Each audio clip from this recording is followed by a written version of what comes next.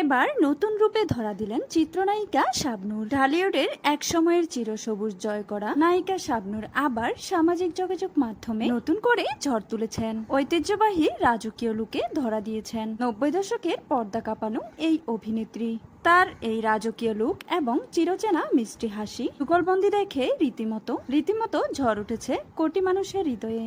অনেকের মতে ভিডিওতে দেখা যায় ঠিক শাবনূর যেন সেই 90 দশকের মোহময়ী রূপ ফিরিয়ে এনেছেন।